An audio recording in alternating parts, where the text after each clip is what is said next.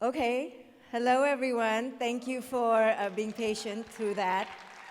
So, as a therapist, I have the honor of entering people's lives. And I'm going to start with the story of Sarah. Although she was 47 at the time, she trembled before me like a 7-year-old, shaking as she recounted a pivotal, painful memory from her childhood. She said to me, "There I was playing with my favorite doll, putting beautiful satin ribbons in her hair. I used to call my doll Princess Stephanie. And I didn't hear my father bellowing that I come to church on time. I just was enraptured by the mothering of this beautiful baby doll of mine. And then before I knew it, he towered before me and yelled, screamed at me because I was late. I was in shock, I was scared, but he seemed to be in another world, deaf to my pleas. He snatched the princess from my hands. I yelled, "No, Dad, don't, she'll get hurt. My hairstyle, my pretty hairstyle." He was deaf in another world. He snatched her, he twisted her. Within moments, Princess Stephanie was beheaded. He threw her in the garbage and took me to church. What my father did not know in that moment, in that very nanosecond, was that he threw me, my innocence, my vision, my imagination, my spontaneity, my play, my dreams in the garbage with her.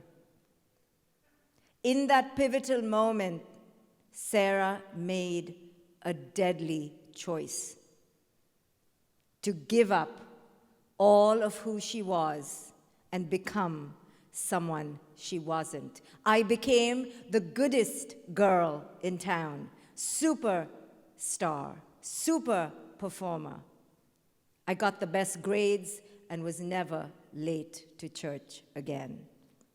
Sarah's story is like many I hear day in and day out, where one moment in time, often before the age of 10, can change our destiny.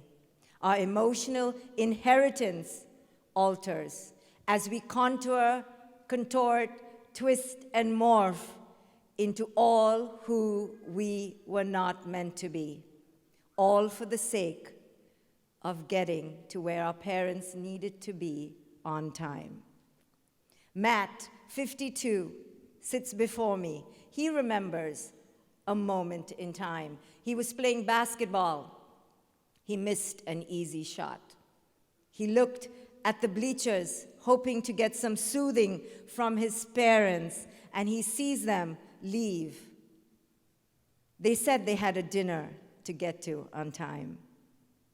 But he knew it was because they couldn't stomach his averageness, his ordinariness. You see, he came from a legacy of really super extraordinary, heroic men. His father, the CEO, the head, the leader, the top of the ladder that Matt couldn't even begin to climb. He knew he was just average. His entire life was a striving to not be ordinary. Sarah, 47, Matt, 52, Blake, 21, Jake, 17, Jacqueline, 27. It doesn't matter who.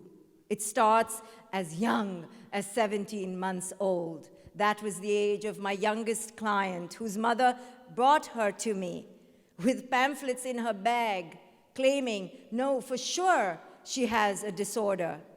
Maybe it's reactive attachment disorder. Maybe it's pervasive development disorder. We have great acronyms, RAD, PDD, ASD.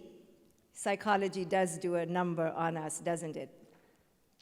And she was convinced that this little 17-month-old chubby beautiful, innocent baby was all wrong.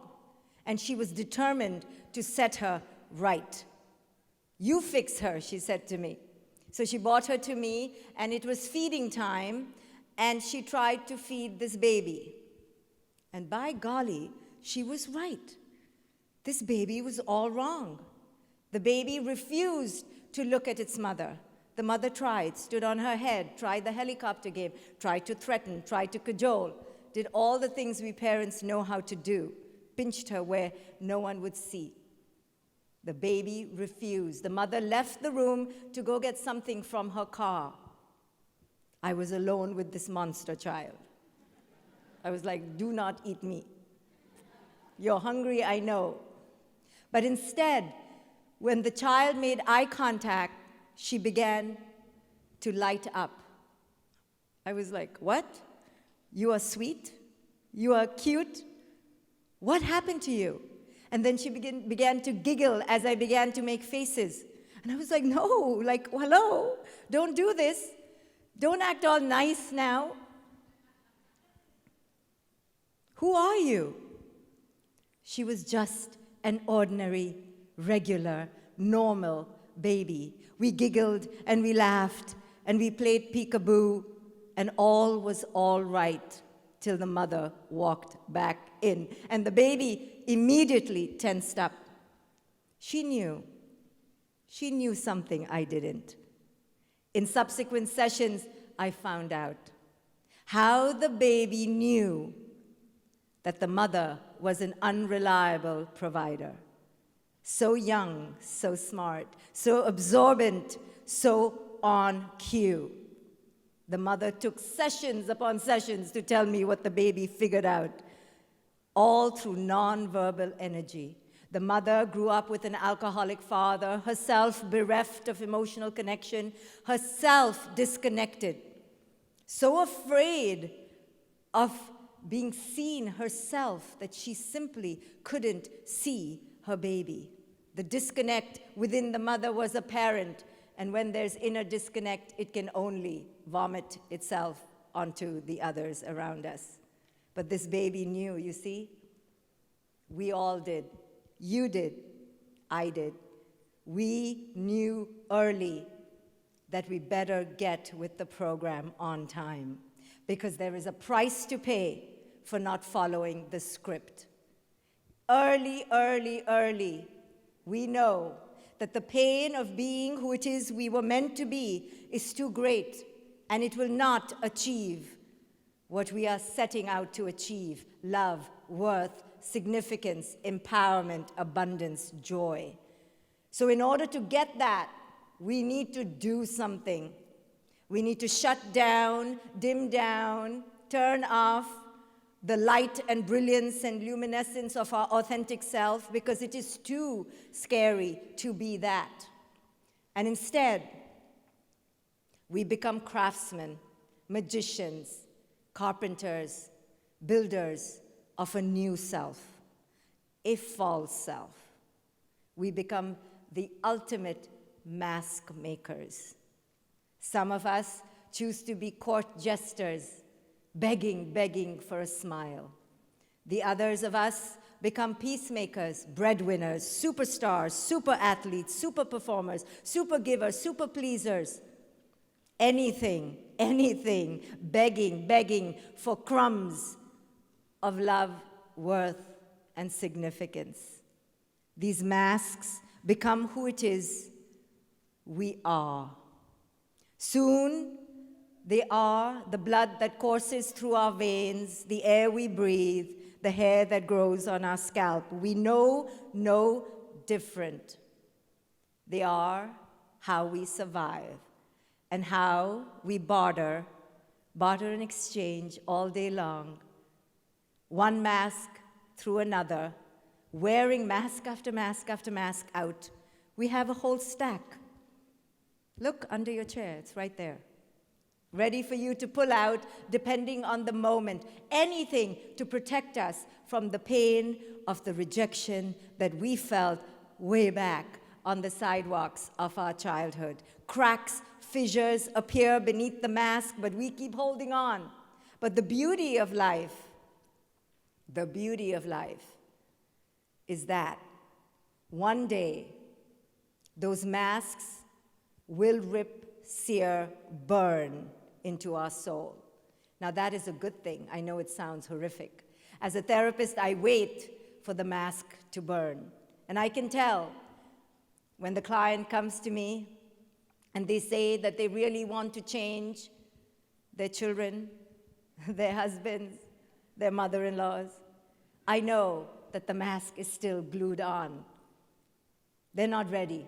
So I listen, and I wait for pain to do its job. Sadly, it takes a gargantuan amount of pain. Pain got the mask there, you see?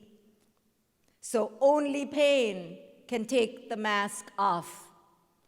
And the greater the pain, the greater the schism between who you once authentically were and who you had to become to cope, to defend, to protect against the rejection, the greater the glue of the mask. And some masks, oh my, are super glued. Hence, therapists do very well indeed. One of my mentors in college told me, become a child therapist. Your roads will be paved with gold because children suffer. And this is the odyssey of this life journey, that we come into this world ready to be who it is we were meant to be. But at every stage of the game, it's a no, no, no, no. From pre-birth, the moment you were conceived was not the moment of your conception. You were conceived in your parents' imagination. How many of you are parents here? Yeah, your child was not conceived in that one horny moment with your partner. Ask any woman. The men came late to the game. But they did come, I'm just kidding. At least we can rely on them for that. I digress. Okay. The moment of conception is not that coupled, sexy moment. The moment of conception is in the imagination of the mother. She dreamed the child. And so it was with us. We were either dreamed into a fantasy beyond our imagination and theirs, or we were part of a checklist, something that was needed to be done in order for our parents or for us to feel fulfilled, successful, and happy. We were just a box on a checklist. So mothers make that box into a great fantasy, because the mother, after all, has to endure the stretch marks and the saggy breasts. So she might as well dream of something big. So she dreams of the most perfect child, the fantasy child. And you were fantasy children too. Fantasies of your parents' imagination. And many of us had very dull, imaginative parents. So they just put you on a prescription list, according to the way their parents raised them. A checklist. But before you knew it and before your face met sunlight, you had a prescription list you better have followed. The God you worship, the way to be pretty, the way to be successful, the way to be powerful, who to marry, how to marry, who to love, when to love, how to be happy. Just follow the list. So children, you see, and you did this too, you faced an existential crisis before you were 3 years old. Do I follow and be good, or do I dare and be bad? How many of you dared to be bad? Well, you paid a price. I can see it in your face right now. You paid a price to be bad. There is a price to pay to be bad. Bad children know this. And they're always between the frying pan and the fire. But the good children, you see, they're smart. They're like, just do it, just follow. Just make it easy. My child, no. She made me have an existential crisis as a parent. Because of her refusal to bend to my will, however feeble and inconsistent I was, she dared to be unapologetically herself. And I was like, who is this person? How dare she choose to be herself? It didn't even occur to me as a parent back then that there was such a thing as a child who would dare to be herself. So conditioned was I to believe that I would have a mini-me. Despite studying years of psychology, no one told me that the child's right is to be authentic. But because I had been doing this very annoying thing for the last decade of my life called meditation, I had a degree of self-awareness, which can be quite bothersome when you have children. Self-awareness is a rotten thing to have when you have children, because on its heels comes guilt. One day I was driving in the car, thinking I was not a mother, forgotten that I had a child who was 4. And you know how children literally will stare at you? They stalk you. They're looking at everything you do. And you know that adage, children don't do as you say, they do as you do? Who needs that? Like everywhere you look, they're looking at everything you do. 24/7, absorbing, taking in all your bullshit, and then vomiting it back out to you. So I was driving the car that day. I'd completely forgotten that I was a parent, supposed to be a role model. Child is stalking me right from the back seat.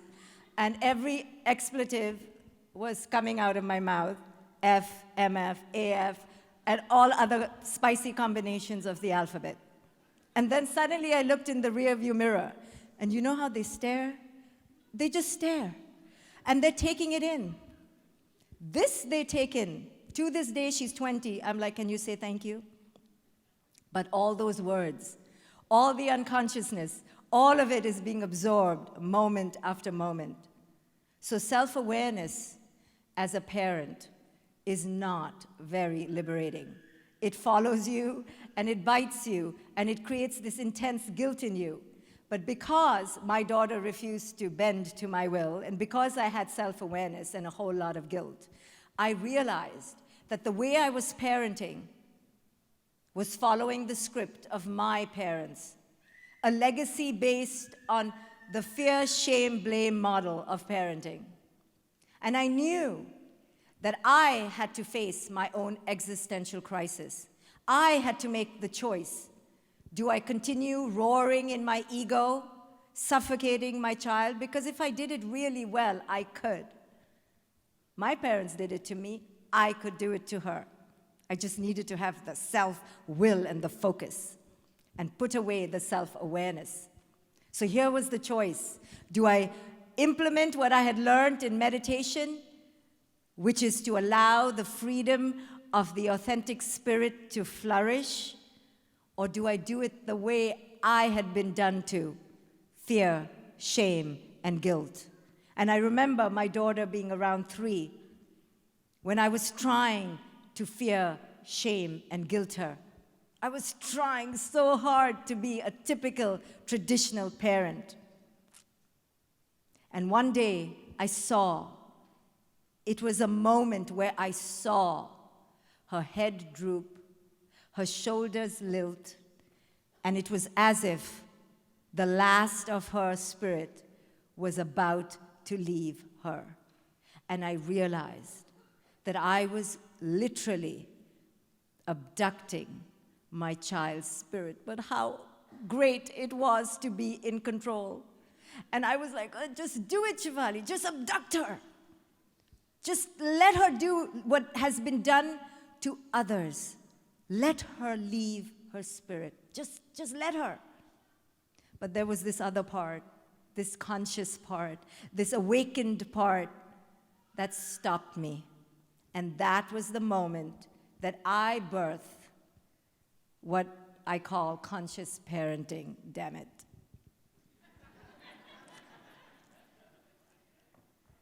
So what was done to us is now here in this moment. And what follows the mask, and your mask is different from your mask, and it changes day by day. There's a stack, as I said. What follows the mask are the behaviors, are the patterns. And our entire life now is a pattern. I always say that we don't follow a life, we follow a pattern. And I talk about 5 patterns that we typically follow.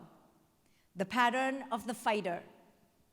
Who here, okay, we won't ask you to admit early in the morning, so we'll say, who here knows someone who is a fighter, who wears the mask of the fighter, that the moment that their sense of security and safety and well-being are threatened, they yell and they stampede and they bark and they broil. Because inside is a little child searching for the answer to the question, am I worthy? And then who here knows someone who is a fixer, the one who saves and rescues and jumps into the fire, puts on your shoes, paints the road red for the other to feel good? Because this fixer has learned that when they give up their power to the other, then they get validated. And that's okay. Validation by proxy is okay. Anything is okay at this point. And then how many of you know who wear the mask of what I call the feigner, the one who just pretends? You know those annoying parents on Facebook who FaceTime or who create videos of their children eating kale or saving the planet, working with the deaf, dumb, blind people of the underprivileged world, doing something amazing, saving rainforests. Those parents who make us all feel really bad. Those parents who wear the mask of I'm all right, it's perfect, nothing bothers me, I'm top-notch. Because they decided that the way for them to get approval, for them to get praise and significance, is to appear with the veneer of perfection. And then, maybe you know someone who wore the mask of the freezer, who when confronted with emotional closeness and vulnerability shuts down because it is too scary to be open-hearted and present. And then the mask of those who simply cannot be here, who flee into some sort of workaholism, alcoholism, foodaholism. Those masks are worn by us on a daily basis. We switch between the masks, depending on who we're talking to. It doesn't matter. So today, in order to know yourself, you have to first become aware of your mask. Not if you wear a mask, that you wear a mask. You are not here without your mask. I see your mask, and that's okay. When we break out later in the day, don't walk up to someone and go, hi, I'm Mark, or hi, I'm Becky. You go up to them and say, hi, this is my mask. Because that is the first step of knowing yourself, to not pretend that there is no mask, to not pretend that you are not deeply conditioned by your religion, by your ideas of success, by your ideas of happiness, to not pretend that you are here free, to understand the degree of your spiritual engagement is the first task of knowing yourself. And then the second laborious task of knowing yourself is to dare to examine how those masks have created such predictable patterns. You know, for those of you who have been married a few times, anyone in this room care to admit? We at least know that the pattern repeats itself. We thought marriage number 2 would be so different. So this is a great consolation for those in marriage number 1. There is no escape. There is no one out there, albeit better looking, you will make a better looking choice the next time. but the pattern will be right there. So everyone can just, who's in marriage number one, can just heave a sigh of relief because I've kept you two together for at least another few months. And then you'll forget what I said and think that, no, I am different. I will look for someone different. You take your pattern with you. And it shows up. It doesn't show up in the first 6 months, of course. That's why it's called falling. Into illusion, it should be called. But you're falling. You're not steady. You're not grounded. You're tumbling into the illusion that this will be different. That person could be different, but your pattern you take with you. So the second task of knowing yourself is to understand your pattern. Understand what pattern you have been repeating. And it follows the script.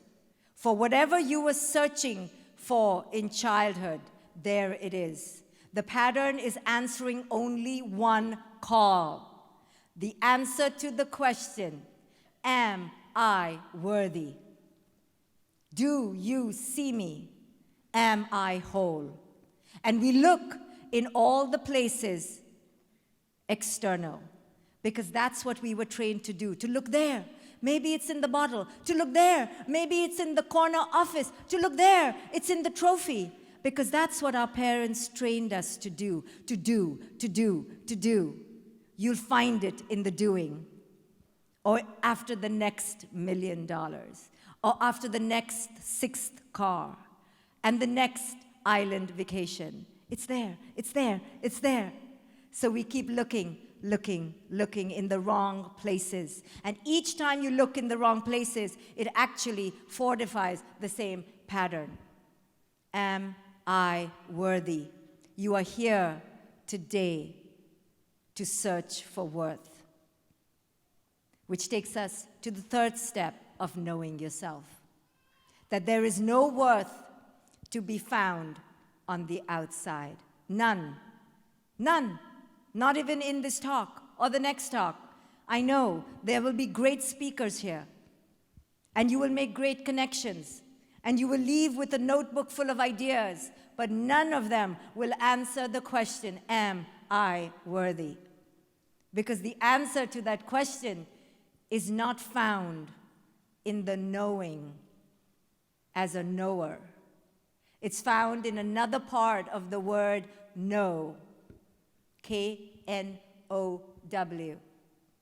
It's found in the N-O-W. The only portal to you ever discovering who it is you truly are is not in your past, it's not in the tomorrow, it's not out here, it's not back there. As much as you want to blame your parents after this talk, the answer is not in them, because they are bereft, they are stripped, they themselves abducted in their childhood, raped, destroyed, left, discarded. Don't look to your parents. Don't blame your parents. Don't even think they're partly responsible, because you don't look to someone without their own authentic self for the answers for your authenticity. So don't turn to them. The answer is only in the N-O-W, in your present moment. And this should have been our right as children. Children are the masters of living in the N-O-W. They live in the time zone of the present. But we as parents, what do we do to our children? You know, as parents, how many texts have you already written to them? Controlling them. Have you taken the dog out? Have you done your homework? Have you made your bed? Have you brushed your teeth? And the moment you get home, full of your zeal out of being a change maker, you're going to go and take all this change making to them. And you're like, come on, I'm going to make change in this house. And you're going to go back more controlling than ever. They're like, where did you go? Give me Gio's number. Because now what are you going to do with all this change? Obviously, you're going to change your children and your partners who didn't come, the audacity of them. They had the day off while you were here seriously making change. So this is what you're going to do, because this is the nature of the ego. The ego seeks external validation, because this is what we learned in childhood. But had you been allowed to be you, the you in the knowing yourself, the you in the yourself, had you belonged to yourself, had you been allowed the right to script your own narrative, had you been allowed the right to dare to be just you, ordinary. If you liked to swim, you didn't need to join the Olympic team. If you liked to strum your fingers on a piece of wood, you didn't need a drum set and drum classes. You know how we parents are, oh my goodness, my kid, look at the way his fingers move on the milk bottle. I think my kid either, let me see, violin, flute, or maybe the trombone. I can't tell yet. So we watch the fingers on the milk bottle really closely, lest we buy the wrong instrument and invest years and years in training them for the wrong orchestra. So it is with we parents. So it was with your parents. They trained you to live in falsity. But this is what we do to our children. We pass on the legacy. I was inauthentic. Look, it worked fine for me. You can be inauthentic a little bit to make me happy. What does it take? Just 10 years of your childhood? Do it for me. So we rob, we thieve, we take, we plunder, we steal. And our children, innocent, they give. They say, here, I trust you. But what is their right is now something you can give them. And what is their right is simply their right to be in the now. This is how you claim back your authentic self, by entering who it is you are right now. So you ask yourself, moment after moment today, what is my mask right now? Can I dare take off the false self? Can I dare show up as who I am now? Not who I think will get me an accolade, a trophy, or a star, but who I am right now. What's happening within me right now? How can I show up better right now? What is the now telling me about me now? All we have is this moment. The portal to you lies in the now. It's yours. It's free for you to claim, step into, and celebrate. Thank you for allowing me to be part of your now.